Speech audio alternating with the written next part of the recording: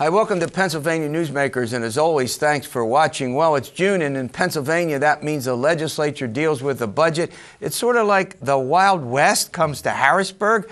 Plus, we have our popular financial literacy update. All of that follows these words. This is Pennsylvania Newsmakers, a fast-paced, unrehearsed weekly discussion with and about the leaders who shape your world. And now, here's your host, Terry Madonna. Hi, welcome to the program. Well, joining me is our business. We're going to have our business panel with Fred Anton. He's the CEO and president of the Pennsylvania Manufacturers Association, and Gene Barr. He's the president and CEO of the Pennsylvania Chamber of Business and Industry. Two guys we bring on from time to time to get the views of the business community. Let me just start with a general comment. June is insanity time in Harrisburg, where the legislature tries to, Gene Barr, get so much done. I mean, it just gets a little wild. It's hard to even keep straight what they do. Well, it does, and there's so much flying around the Capitol, and so many things get tossed in, and there's some idle time. So it's, well, you know, what bill can we bring up to do that? And everybody's scrambling to link something into the budget, get something in, get something out of the budget. It is a little bit hectic for the next few weeks here. Yeah, but they often get something done. I mean, it's one of the periods of time when they actually have to get the budget done. Go ahead, well, Fred. that's it. The one thing the legislature has to do is pass a budget. Right. They must pass a budget. So they must take action. Many other things, as we all know, many other problems that should be solved by legislation are deferred, so-called kicking the can down the road. Yeah. Now, they can kick the can down the road on the budget, too, and I predict that they will, sort of metaphorically, because they will do things that do not come to grips, really, with the realities of some of the budget shortfall. Let's start with that. As we sit here and chat, the state has, not arguably, a $1 billion to $1.2 billion deficit. The proposal on the table at the moment would reduce state spending by $1 billion, as I understand it. Now, there's a lot that could happen as we push towards the end of June. Gene Barr, let me start with you, and then I'll come back to Fred. What's your expectation about the $1 billion? Are we talking at big cuts, do you think? Just sort of generically, are we looking at payment? There's a whole range of possibilities. And then I want to ask, after we do that, I want to talk about taxes, but go ahead. Absolutely. I think there's a number of things. There have been proposed increases in education, for example. Currently, we're spending more on basic ed than we have at any point in history of the Commonwealth, and there was a proposal to increase that. That may be ratcheted back. That came from the governor. Absolutely. You may see some one-time accounting measures that will be designed to do this. There may be some tweaking of the pensions in order to do this. Things can get fairly creative in Harrisburg over the next few weeks. Your general thoughts, and then we're going to go to a break, and then we come back and we'll talk about possible taxes. From a point of politics, from a point of re-election of Governor Corbett, if I were Governor Corbett, he must spend more money on education. He must at least not cut education or social welfare. He's done a good job of maintaining reasonable levels of education spending, as Gene said, but he's cut welfare to some degree. And I don't think he can be reelected if the budget cuts those items. All right, we're going to run to a break. When we come back, there's one of the proposals on the table. It's got some Republican, a lot of Democratic support. It has to do with a severance tax. We're going to talk about whether that's a possibility. Is it a good idea or a bad idea? We'll be back in a moment. This broadcast of Pennsylvania Newsmakers is presented by the Pennsylvania Chamber of Business and Industry, the statewide voice of business.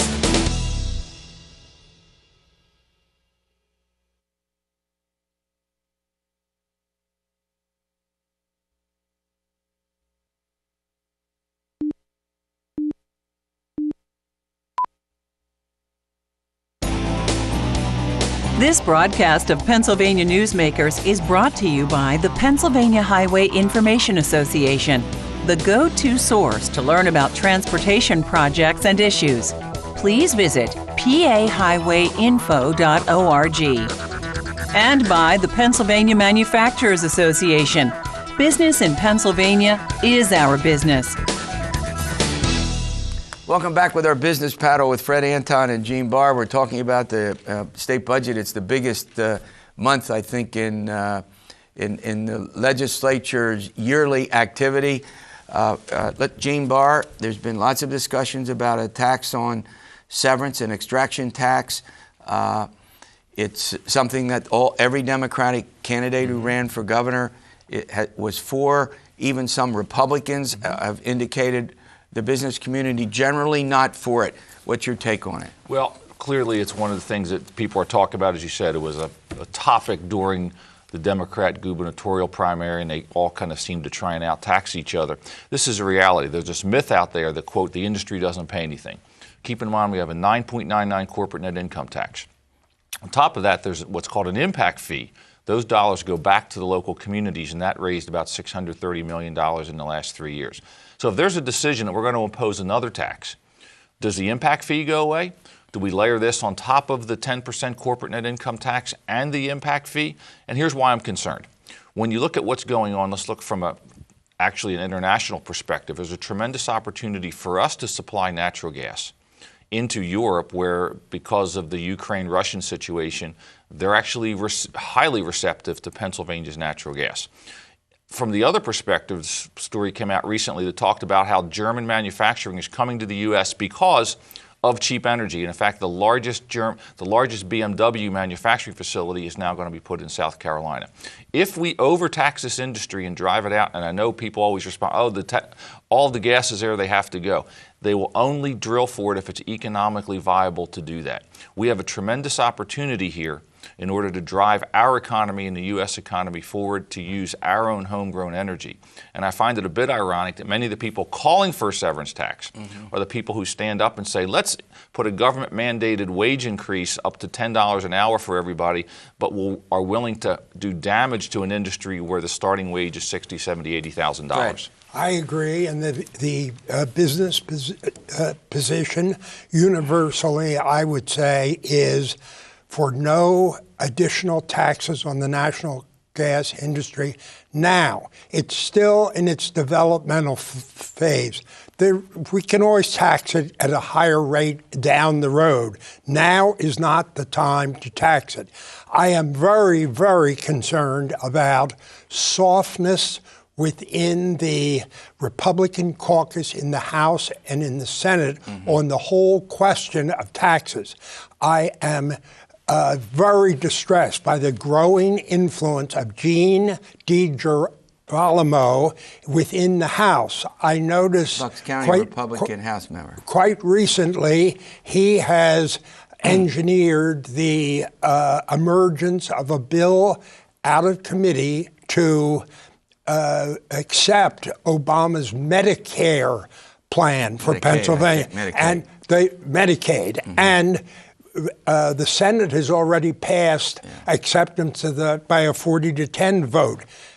DiGirolamo had the courage to offer his own budget, one of which was to continue the capital stock and franchise tax.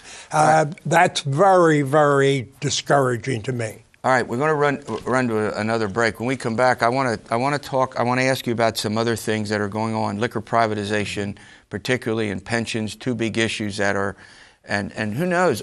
We have online gaming. There are ways that they're being proposed to raise some revenue, some more viable than others. We'll be back and chat about these issues in a moment.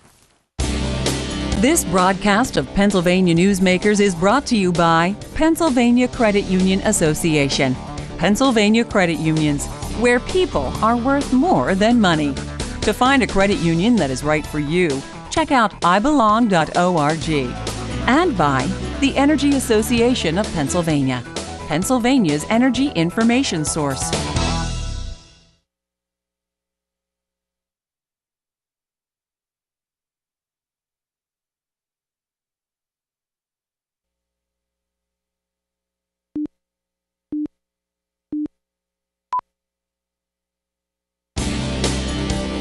This broadcast of Pennsylvania Newsmakers is presented by the Hospital and Health System Association of Pennsylvania, working towards a healthy Pennsylvania, and by the Pennsylvania Coal Alliance, representing companies involved in America's most affordable, reliable energy source. To learn more, visit pacoalalliance.com.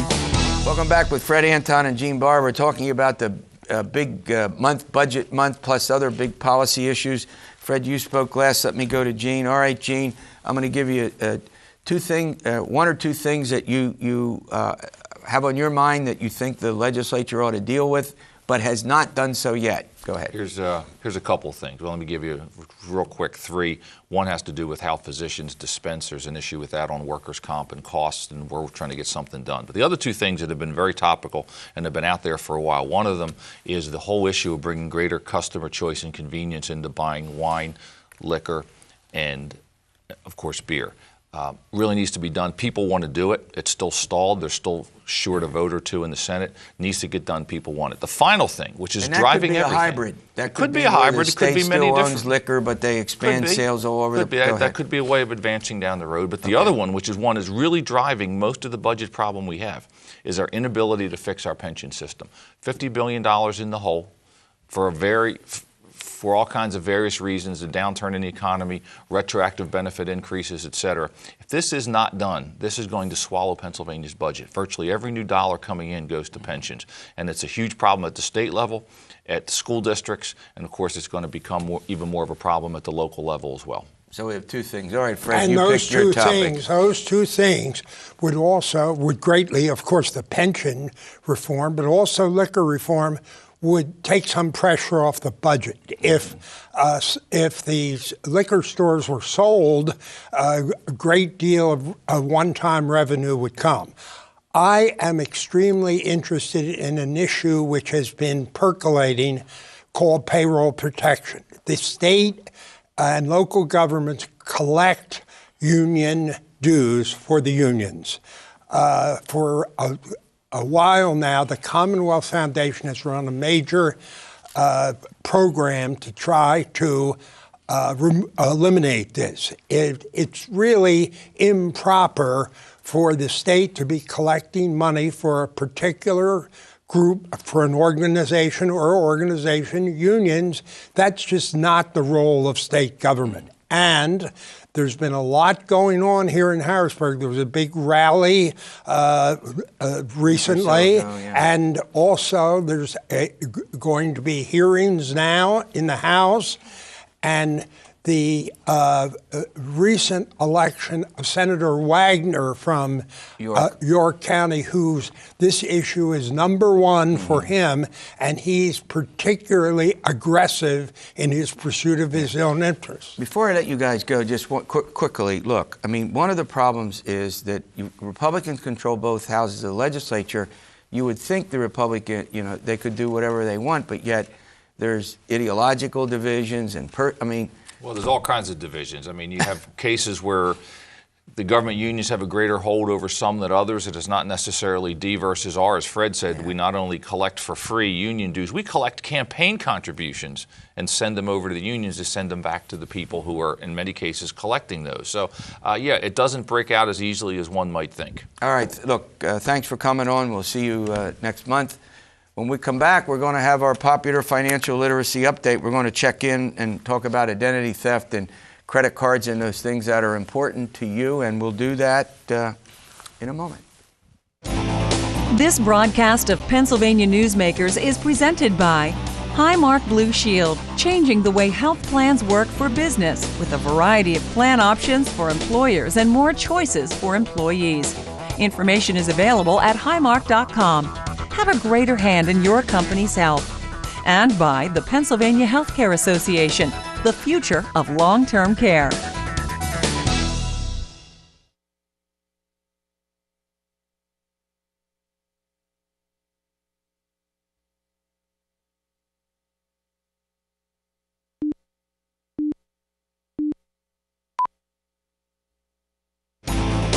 This broadcast of Pennsylvania Newsmakers is brought to you by the Pennsylvania Business Council and by the Pennsylvania Business Council Education Foundation. Welcome back. Well, it's time for our popular financial literacy update. This is the segment of the program where we give you some helpful hints. I don't give you some helpful hints. We have some folks here that know a lot more about this than I do. Joining me is Patrick Conway. He's the CEO and president of the Pennsylvania Credit Union Association, and Corrine Sherman. She's the senior vice president of fee services for the aforementioned Credit Union Association. All right. The first thing I want to start with is, I don't know, everywhere I go, somebody's handing out, I see the plastic gone. On college campuses, I don't think the students carry a nickel in their pockets. It's all plastic. Pat, talk about literally the expansion of plastic. I mean, and the use of these debit and credit cards. Go ahead. Sure, Terry. It's it's convenient. It's a great way to purchase products or services or goods. It's people are shopping more frequently online. They're using credit cards, debit cards. It's convenient for the consumer, and so we've really seen use of plastic cards explode over the last few decades, and we expect that trend is going to continue. It's up to 70% now. It was Absolutely. Up something like 15%. 30, 40 years ago? That's in correct. 1980, I guess, and now it's up to 70. I mean, that's phenomenal when you think about it. And so now it's not only a shift that we're going into the stores, but retail purchasing has changed dramatically, because we used to go into all the department stores. We still do. I still do them. A little old-fashioned, like to look at it, but another word crops to mind: the internet, right? Online purchasing. My 16-year-old has a debit card, Terry. Oh, I got it. And between iTunes and Amazon, and she, with her own money and her own budgeting, she can take control of her spending with her debit card, and I know she's protected. Online transactions also continue to increase. As you know, there's the battle for online versus face-to-face retail. Sure. Now, one of the fascinating things, and I want to talk about this, is, how the credit like this is easier. Credit cards, debit cards are easier, but they're also in some ways safer, because instead of having to carry around $300 or $400 in cash, if something happens, you lose it, or God forbid, you get mugged or something. With a credit card, you can call and go. You finished my thought here. I think you know where I'm heading with this. Absolutely. Credit card, in addition to being convenient, as we discussed earlier, credit cards and debit cards are the safest way to shop. So they're convenient and they're safe. If, there's card fraud, or you lose your card, or it's stolen, you simply report it as quickly as possible, and there's zero liability for the consumer. So it's a safe way to shop as well, which is another reason, I think, why we've seen usage increase so much over the years. But another consideration here that I know we've talked about in the past, but I think it's worth repeating, is that there's folks who are trying to bilk you out of your money. They're trying to get your cards, get your numbers, and there's a myriad ways of plastic fraud, if that's the right word. You correct me if I'm wrong. Of plastic card fraud. Talk about some of those. Well, I think first and foremost, consumers have an obligation to protect their information, check their accounts, that type of thing. Card not present fraud, when somebody doesn't have the physical card, is naturally on the increase. So it's important that consumers know who they're buying from online, check their statements to make sure that there are no fraudulent purchases. Nobody should be contacting them for their credit card if the consumer hasn't initiated that contact. So there's a number of different ways. And you get the emails, the same thing, that's saying, there's something wrong here, or do this or do that. I mean, I am still amazed at the number of consumer television reporters who get up on TV and talk about instances where you have people just willing to give stuff out. I mean, Pat, it's stunning when you think about it, right? It really is. These email fraud cases are truly amazing, where, you just, generally the rule is you don't get something for nothing. So if you get an email offering you some great winnings, sweepstakes, or whatever it may be, don't offer your information. Check your account regularly. If you get those unsolicited offers for credit and debit cards and you're not going to take advantage of them, shred them. Get a shredder. Yeah. Well, I still get someone that they're in some foreign country, and I just won a lottery for whatever the amount of money is, usually some astronomical figure, reply, send them something. I mean, and people, I cannot believe that people think, well, somebody in Britain or Nigeria or Sweden or someplace all of a sudden gave me $2 million.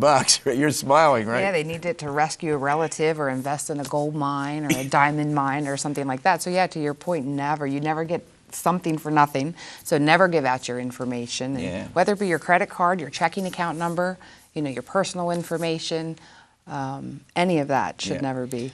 Well, let's go to another aspect of this, and that's something that we read about. Mostly, we had some with some department stores that had their accounts hacked, and as a result of that, there were personal information that may have now become available to hackers.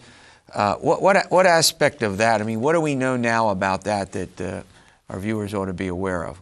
Well, one thing we know for sure, Terry, there's more cases of this type of fraud where hacking occurs. Target was the most recent, really high-profile example, and I think 40 million accounts were hacked in that case. Michaels was another large retailer that's a recent example. I think the important thing to remember for consumers is that, again, use of cards is safe, and there's zero liability for the consumer. Generally speaking, the issuer of the cards takes the responsibility, and in some cases the merchant does too. But the important thing is to contact your card issuer as soon as possible. There's suspicious activity on your card. Absolutely, okay. Absolutely. Contact the authorities as well. All right, there's something that's well above my pay grade that you're going to explain, and that's something known as EMV chip technology. What is that, and why should I care about it? I think I know about this because I went to Europe, and I think I got a card, and it had a chip in it. Is that it? Is that what I'm... Explain this to our viewers. This is important. Go ahead. EMV is a fancy way of explaining chip card technology. It's a technology that's been used in Europe for the past 10 years, and is something that is... it has...